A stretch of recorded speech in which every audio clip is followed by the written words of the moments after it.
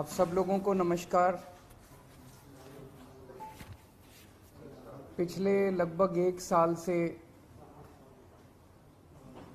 Bharatiya Janata party चिल्ला चिल्ला के कह रही है कि दिल्ली में कोई शराब घोटाला हो गया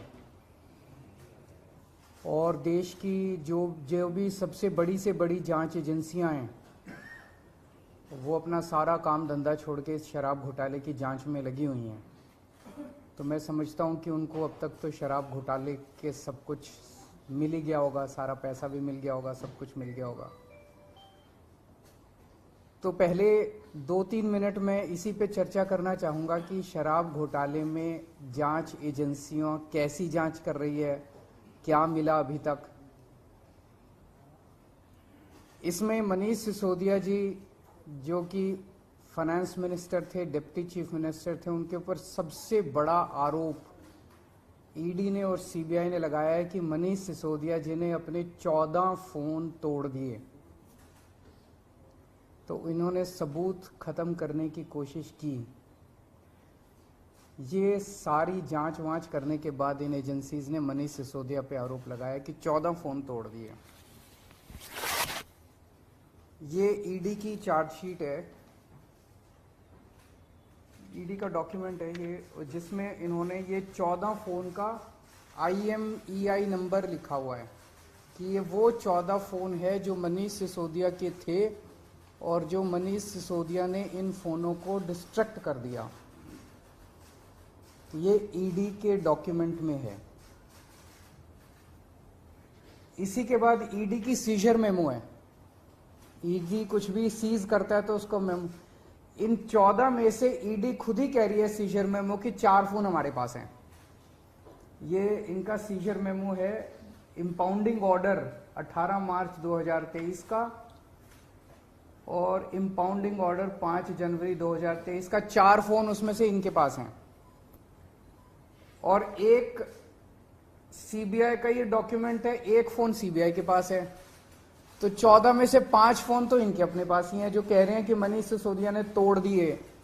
उन 14 में से 5 फोन ईडी और सीबीआई के कब्जे में हैं, बाकी 9 फोन। तो जब इन्होंने ये आरोप लगाया, हम तो छोटे लोग हैं, हमारे पास इतने साधन नहीं थे, लेकिन फिर भी अपने सीमित साधनों से पिछले महीने 1.5 महीने में हमने भी थोड़ी जांच करी तो पता चला बाकी मोस्टली फोन, एक आध को छोड़ के वो भी पता चल जाएगा का, मोस्टली फोन जिंदा हैं, कोई ना कोई इस्तेमाल कर रहा है।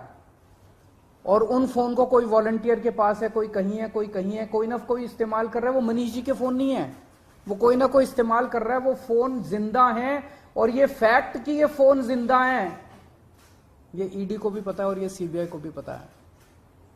सो ईडी ने और सीबीआई ने झूठ बोल के ओथ पे, एफिडेविट पे कोर्ट को गुमराह किया और झूठा सबूत उन्होंने कोर्ट के सामने पेश किया, क्योंकि सच तो कुछ मिला नहीं, कुछ था ही नहीं, शराब घोटाला कुछ है ही नहीं, तो निकाले क्या।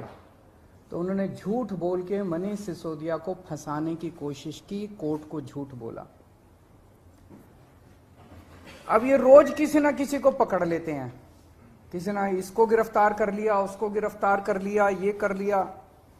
एक कोई चंदन रे, और उनको टॉर्चर कर करके, धमकियां दे दे के, मेंटली टॉर्चर करके, फिजिकली टॉर्चर करके, 3rd डिग्री करके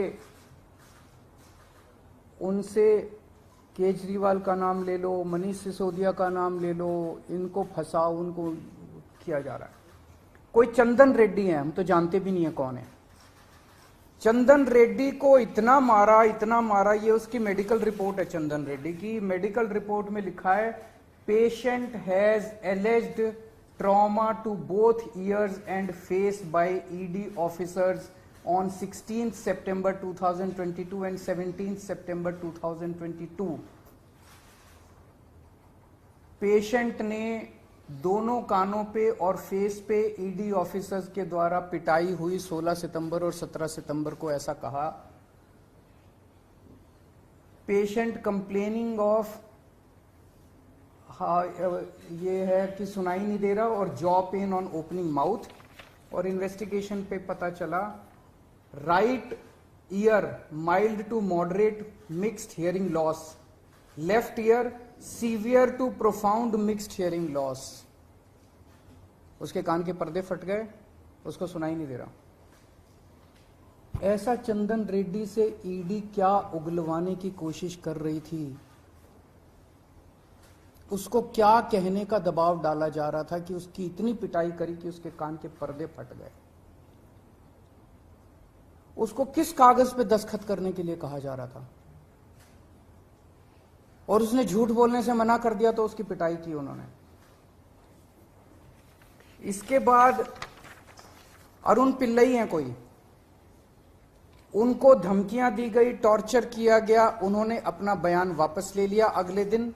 उस दिन तो उनसे कुछ लिखवा लिया, कहीं साइन करा लिया, लेकिन उसके 2-4 दिन बाद उन्होंने कोर्ट में बयान दिया कि मुझे टॉर्चर करके बयान लिया गया। समीर महेंद्रू से टॉर्चर करके बयान लिया गया, उन्होंने अपना बयान वापस ले लिया। मनस्विनी से टॉर्चर करके बयान लिया गया, उन्होंने अपना बयान वापस ले लिया। भूषण बेलगवी से टॉर्चर करके, ये 5 नाम तो मेरे पास ही हैं, पता नहीं ऐसे कितने लोग हैं जिन लोगों को टॉर्चर कर करके बयान लिए गए। ये हो क्या रहा है? एक के बाद एक, एक के बाद एक, एक के बाद एक, जितने लोगों को ये बुला रहे हैं सबको मारते हैं, पीटते हैं, टॉर्चर करते हैं।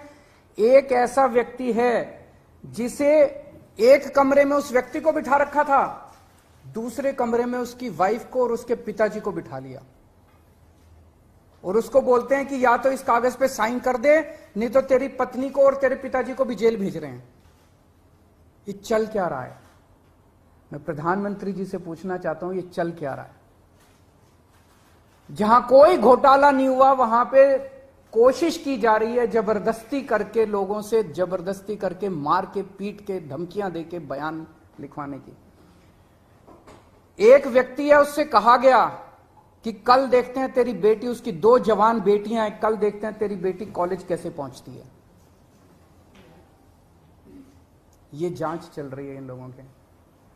एक व्यक्ति है, उसके वकील ने कोर्ट में खड़े होकर कहा कि हमारे मुवक्किल के, मेरे मुवक्किल के ऊपर दबाव डाला जा रहा है कि दिल्ली के पॉलिटिशियन का, कोर्ट के अंदर खड़े होकर उसने बोला कि मेरे मुवक्किल के ऊपर दबाव डाला जा रहा है कि आप दिल्ली के पॉलिटिशियंस का नाम लीजिए।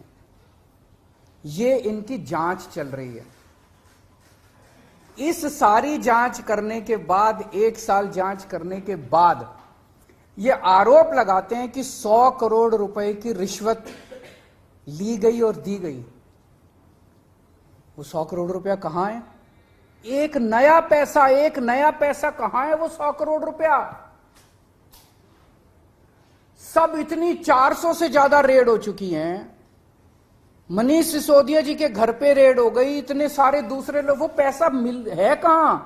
एक नया पैसा नहीं मिला 100 करोड़ रुपए का, ना कोई ज्वेलरी मिली, ना कोई मनीष जी के घर पे गद्दे भी फाड़ दिए इन्होंने, उनके गांव भी हुआ है, उनके बैंक लॉकर भी छान मारे, कुछ नहीं मिला 100 करोड़ में से। फिर आरोप लगाया कि 100 करोड़ रुपया गोवा के चुनाव में इस्तेमाल हुआ है। जी, गोवा के हमारे जितने वेंडर्स थे जिनसे हमने काम कराया था, सारे वेंडर्स पे रेड मार चुके हैं लोग। सारे वेंडर्स को इन गिरफ्तार कर करके स्टेटमेंट ले चुके, वहां कुछ नहीं मिला, सारी पेमेंट चेक से हुई है हमारी। सारा हिसाब किताब इलेक्शन कमीशन को दिया हुआ, वहां भी कुछ नहीं मिला। गोवा चुनाव के अंदर इनको धेला नहीं मिला, तो पैसा गया कहां? अगर रिश्वत ली तो पैसा गया कहां? अरे पैसा तो तब मिलेगा ना जब रिश्वत ली गई होगी और रिश्वत दी गई होगी। आज मैं इस प्रेस कॉन्फ्रेंस में कह रहा हूं कि 17 सितंबर को शाम को 7 बजे मैंने नरेंद्र मोदी को 1000 करोड़ रुपए दिए थे। कर लो गिरफ्तार उनको।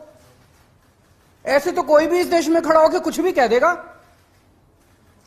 मैं कह रहा हूं कि नरेंद्र मोदी को 17 सितंबर की शाम को 7 बजे मैंने 1000 करोड़ रुपए दिए थे। गिरफ्तार करोगे इस बेसिस पे नरेंद्र मोदी को? भाई मेरे पास कुछ सबूत तो हो कहने का। कोई तो मैं कहूंगा भाई मेरे पास ये सबूत है, मैंने दिए थे। ऐसे ही कोई कुछ भी खड़ा होकर कह देगा और गिरफ्तार कर लोगे। 100 करोड़ रुपए दिए, 100 करोड़ रुपए दिए गोवा चुनाव। अरे कहां है सबूत? कोई सबूत नहीं है। ये पॉलिसी इतनी शानदार पॉलिसी थी, ट्रांसपेरेंट पॉलिसी थी, जो भ्रष्टाचार खत्म कर देती पूरे के पूरे शराब सेक्टर में। ये इस बात से साबित होता है कि ये पॉलिसी जब पंजाब में लागू की गई, पूरी कॉपी पेस्ट पॉलिसी है, जब पंजाब में लागू की गई तो इस पॉलिसी से 50% रेवेन्यू 1 साल के अंदर बढ़ गया। 50% रेवेन्यू दिल्ली के अंदर इन्होंने लागू नहीं की, करने दी, पंजाब के अंदर इनकी चली नहीं, क्योंकि पंजाब एक फुल स्टेट है। तो मैं मोदी जी को कहना चाहता हूं, मोदी जी अगर केजरीवाल भ्रष्टाचारी है तो फिर इस दुनिया के अंदर कोई ईमानदार नहीं है। मुद्दा भ्रष्टाचार है ही नहीं, मुद्दा भ्रष्टाचार की जांच है ही नहीं, मुद्दा शराब घोटाला है ही नहीं। ऐसा शख्स देश का प्रधानमंत्री जो सर से लेकर पैर तक भ्रष्टाचार के अंदर डूबा हुआ है, उसके लिए भ्रष्टाचार मुद्दा कैसे हो सकता है? पिछले मार्च के आखिरी हफ्ते के अंदर मैंने इतने सारे असेंबली के अंदर इतने सारे गिनाए थे भ्रष्टाचार जो इन्होंने किए हैं, इतने भ्रष्टाचार गिनाए थे। इन्होंने तो मेरे को तभी कह दिया था उस दिन, जिस दिन असेंबली में मैंने स्पीच दी थी, शाम को संजय सिंह का मैसेज आया कि अरविंद जी अब अगला नंबर आपका है। कल सत्यपाल मलिक जी ने एक इंटरव्यू दिया, मैं वो सुन रहा था। सत्यपाल मलिक जी ने कहा मोदी जी को भ्रष्टाचार से कोई परहेज नहीं है। ये मैं तो नहीं कह रहा हूं, ये तो उनके अपने गवर्नर कह रहे हैं। सत्यपाल मलिक जी कौन है? सत्यपाल मलिक जी मोदी जी के बहुत खास लोगों में गिने जाते थे। उन्हें पहले उन्होंने जम्मू कश्मीर का गवर्नर बनाया, फिर उन्हें गोवा का गवर्नर बनाया, फिर उन्हें मेघालय का गवर्नर बनाया। उन्होंने कहा कि मेरे जो इंटरेक्शन हुए मोदी जी के साथ, उसमें पता चला है कि मोदी जी को भ्रष्टाचार से किसी तरह का परहेज नहीं है। उसी इंटरव्यू में उन्होंने कहा कि इन लोगों के कुछ मुख्यमंत्री हैं जो भ्रष्टाचार करते हैं, खूब पैसे इकट्ठे करते हैं, लेकिन वो सारा पैसा मुख्यमंत्री अपने पास नहीं रखते, वो पैसा ऊपर भेजते हैं और वहां से वो पैसा उनकी दोस्त की कंपनियों के अंदर इन्वेस्ट होता है। मैंने भी तो इसी तरह का कुछ कहा था अपने उसमें। तो चलो मेरी बात तो नहीं मानी, अब तो गवर्नर इनके अपने गवर्नर कह रहे हैं। तो ऐसा व्यक्ति जो इतना भ्रष्टाचार कर रहा है, उसके लिए भ्रष्टाचार मुद्दा हो ही नहीं सकता। उनके लिए भ्रष्टाचार मुद्दा थोड़ी है। तो फिर ये आम आदमी पार्टी के पीछे क्यों पड़े हैं? 75 साल के भारत के इतिहास में किसी एक पार्टी को इतनी बुरी तरह से टारगेट नहीं किया गया जिस तरह से आम आदमी पार्टी को ये लोग टारगेट कर रहे हैं। नंबर 2 को गिरफ्तार कर लिया, नंबर 3 को गिरफ्तार कर लिया, और उनको गिरफ्तार करने का तो मकसद इनका यही था कि मेरी गर्दन तक पहुंचना। तो अब ये मेरे पीछे पड़े हैं, मुझ तक पहुंचने की कोशिश कर रहे हैं। किसी पार्टी को इस तरह से नहीं टारगेट किया गया जिस तरह से आम आदमी पार्टी को टारगेट किया गया। उसका एक कारण है, वो कारण है कि 75 साल के बाद आम आदमी पार्टी ने इस देश को एक ऐसी उम्मीद दी है जो कि कोई पार्टी नहीं दे पाई। गुजरात के अंदर 30 साल से बीजेपी की सरकार है, उसमें 12 साल प्रधानमंत्री मोदी जी खुद वहां पे मुख्यमंत्री रहे। 30 साल के अंदर ये एक सरकारी स्कूल ठीक नहीं कर पाए, एक भी सरकारी स्कूल ठीक नहीं कर पाए। जब मोदी जी को फोटो खिंचवाने के लिए सरकारी स्कूल में जाना था तो एक टेम्पोरेरी क्लास, एक टेंट के अंदर टेम्पोरेरी क्लास बनानी पड़ी इनको फोटो खिंचवाने के लिए। फोटो खिंचवाने लायक सरकारी स्कूल भी नहीं बना पाए। और 5 साल के अंदर दिल्ली के हमने सारे सरकारी स्कूलों का कायाकल्प कर दिया। 5 साल के अंदर हमने सारे सरकारी स्कूल ठीक कर दिए। इस देश के लोगों को आम आदमी पार्टी ने एक उम्मीद दी है कि केवल आम आदमी पार्टी उनकी गरीबी दूर कर सकती है, उनको शिक्षित कर सकती है, उनके बच्चों को रोजगार दे सकती है। आम आदमी पार्टी ने इस देश के लोगों को उम्मीद दी है। प्रधानमंत्री जी उस उम्मीद को कुचलना चाहते हैं। प्रधानमंत्री जी नहीं चाहते कि वो उम्मीद आगे बढ़े, क्योंकि अभी तक इन सारी पार्टियों को की मिलके जो लूट चल रही थी, अगर इनको स्कूल बनवाने पड़ गए, इनको अस्पताल बनवाने पड़ गए, तो उनको लूटने के लिए पैसे नहीं बचेगा। तो कल इन्होंने मेरे को बुलाया है, मैं जाऊंगा कल सीबीआई में, और मैं फिर से अंत में यही कहना चाहता हूं कि प्रधानमंत्री जी, अगर केजरीवाल चोर है, केजरीवाल भ्रष्टाचारी है, तो इस दुनिया में कोई ईमानदार नहीं है। सर, क्या आपको आशंका है कि कल जब आप पूछताछ में जाएंगे तो गिरफ्तारी हो सकती है आपकी? संडे का दिन है, जैसे मनीष जी को